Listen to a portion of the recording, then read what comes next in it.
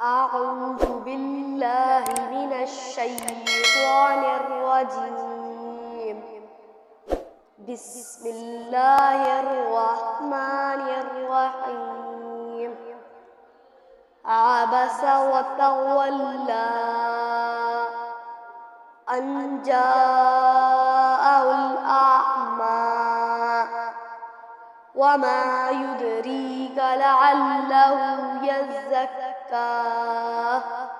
أو يذكر فتنفعه الذكرى. أما من استغنى فأنت له تصدى وما عليك ألا يزكى. وأما من جاءك يسعى وهو يخشى فأنت عنه تلاهى. كلا إنها تذكرة فمن شاء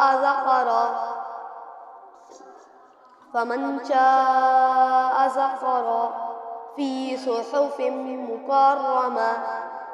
الله العظيم.